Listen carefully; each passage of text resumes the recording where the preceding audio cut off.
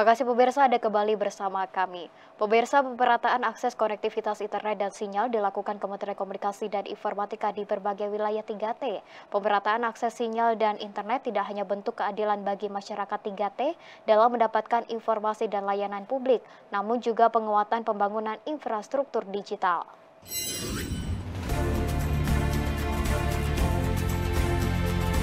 Bakti Kominfo menjadi tuan rumah pembangunan dan pemerataan akses telekomunikasi dan informatika di Indonesia. Bakti Kominfo dalam 10 tahun terakhir secara masif membangun BTS dan jaringan kabel optik untuk pemerataan konektivitas di Indonesia. Pembangunan BTS dan kabel optik merupakan nawacita pembangunan infrastruktur digital yang digagas Presiden Joko Widodo sejak tahun 2014. Kehadiran BTS di daerah 3T berperan menghadirkan akses internet bagi masyarakat 3T, sehingga tidak ada lagi daerah yang terisolasi internet dan informasi publik. Dalam kurun waktu 10 tahun pemerintahan Presiden Joko Widodo, hingga Juni 2024, Bakti Kominfo telah membangun 6.000 BTS 4G yang telah beroperasi dan 18.000 titik akses internet pelayanan publik.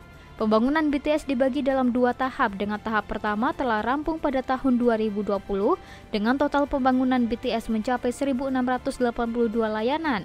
Sementara untuk tahap kedua pengerjaan dilakukan dalam 2 periode, yakni pada 2021 dan 2022 untuk 5.618 lokasi. Menteri Komunikasi dan Informatika Budi Aris Setiadi mengatakan bahwa akses konektivitas internet adalah hak rakyat dan tanggung jawab pemerintah untuk menyediakan fasilitas tersebut. Bahkan PBB dan beberapa lembaga dunia sudah memasukkan ini, bahwa ketika rakyat tidak memperoleh akses, itu tanggung jawab negara. Bukan hanya soal kebutuhan pangan, papan, dan sandang, tapi juga akses konektivitas internet. Di kesempatan terpisah, Direktur Utama Bakti Kominfo Fadilah Matar menjelaskan bahwa infrastruktur digital termasuk jaringan internet pita lebar telah menjadi tulang punggung yang mendukung transformasi di berbagai sektor. Dengan pembangunan infrastruktur digital yang masif, Kementerian Kominfo bersama ekosistem digital berhasil meningkatkan penetrasi internet di Indonesia dari 34,9% pada 2014 menjadi 79,5% dari total populasi penduduk. Program digitalisasi yang dijalankan Bakti tidak hanya terbatas pada pembangunan infrastruktur internet, tetapi juga mencakup peningkatan kualitas dan aksesibilitas layanan digital di seluruh pelosok negeri. Juga melakukan pelatihan-pelatihan dan juga bekerja sama misalnya dengan Kemendikbud atau universitas yang lain, universitas di seluruh Indonesia, kita mengembangkan Digital Talent Scholarship. Nah, ini membantu kita untuk reproduksi suatu angkatan kerja digital dengan cukup masif. Eksternal yang membantu kami ini membentuk suatu ekosistem digital yang kami harapkan ini akan menumbuh kembangkan budaya digital itu. Nah, di samping kebutuhan tersebut, kami juga punya satu sekolah, Kominfo ini punya satu sekolah di Jogja namanya Politeknik Digital Jogja, yang tujuannya antara lain menyediakan SDM siap pakai untuk kementerian dan lembaga yang nanti akan mengelola misalnya tata kelola frekuensi, kemudian pengelolaan pusat data dan SPBE tadi.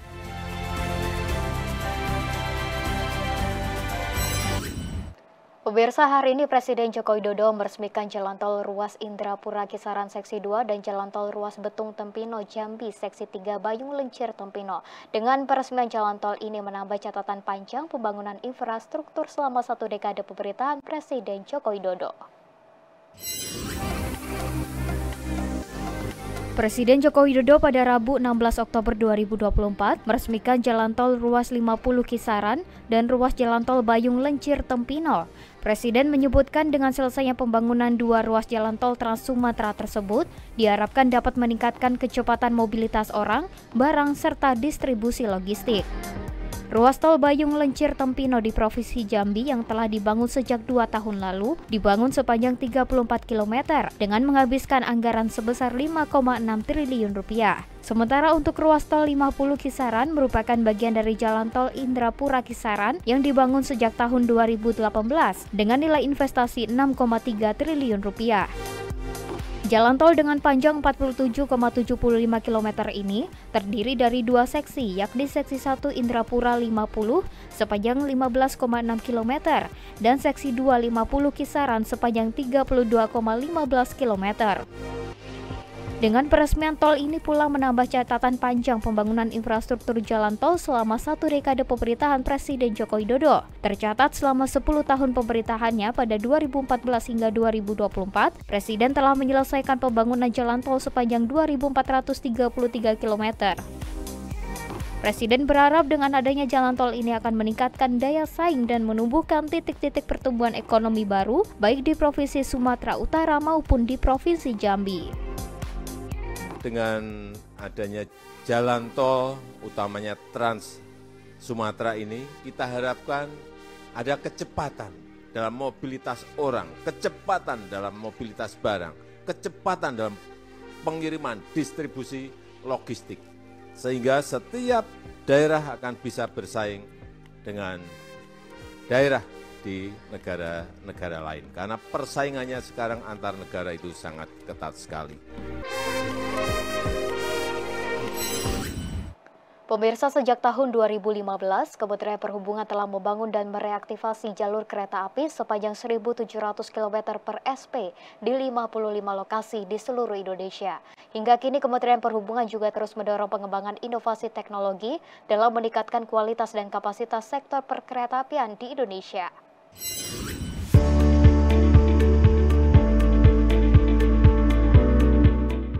Selama 2 periode pemerintahan Presiden Joko Widodo sejak tahun 2015, Kementerian Perhubungan telah membangun dan mereaktivasi jalur kereta api sepanjang 1.731 km per SP di 55 lokasi di seluruh Indonesia.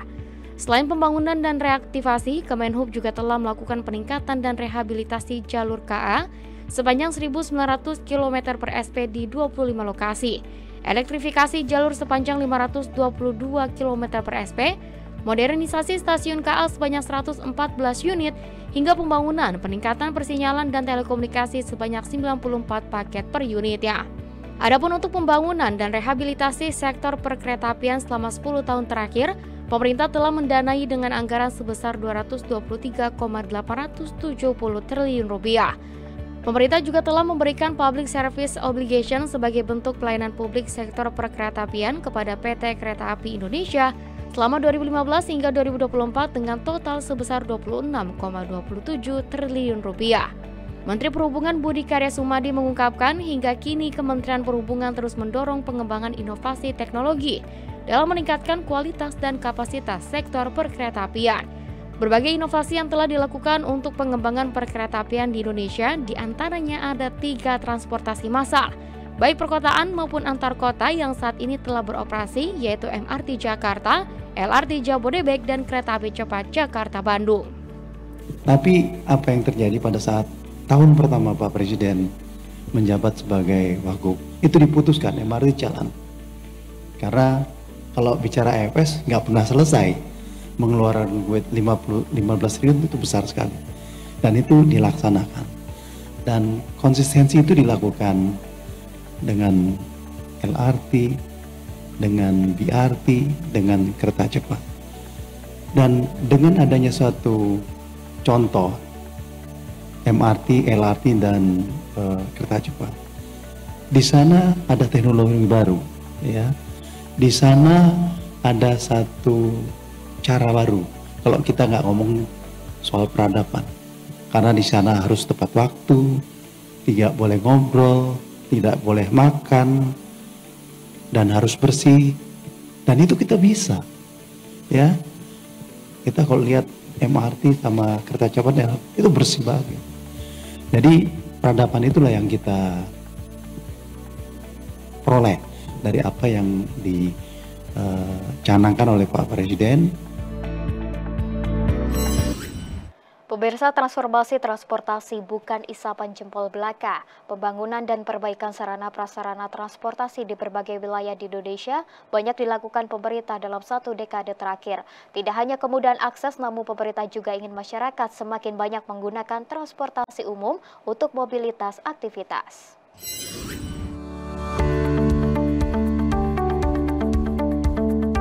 Menteri Perhubungan Budi Karya Sumadi mengatakan tonggak transformasi transportasi perkotaan 10 tahun terakhir berkembang pesat. Pembangunan transportasi perkotaan berdampak langsung pada pergerakan ekonomi, khususnya dalam menunjang mobilitas orang dan barang. Akselerasi transformasi transportasi perkotaan di Indonesia diawali dengan pembangunan trek ganda kereta api bagian selatan dan sebagian wilayah di Jawa Barat dan trek ganda untuk kawasan Jabodetabek. Dengan trek ganda tersebut, jumlah penumpang angkutan massal kereta rel listrik perkotaan naik menjadi 1,2 juta penumpang per hari. Tonggak kedua ditandai dengan pembangunan kereta api di Sulawesi. Makassar ke Parepare menjadi kereta api pertama di kawasan timur Indonesia. KA Trans Sulawesi akan menghubungkan Makassar dengan Manado. Tonggak ketiga yakni pembangunan MRT di Jakarta dan LRT di Palembang dan Jabodetabek. Tonggak ketiga yakni pembangunan MRT di Jakarta dan LRT di Palembang dan Jabodebek. Kehadiran MRT dan LRT Jabodebek menjadi salah satu upaya pemerintah mengatasi kemacetan di perkotaan. Transformasi perkotaan kian pesat setelah Indonesia kali pertama memiliki kereta api cepat Wus Jakarta-Bandung dengan jarak tempuh hanya 30 menit.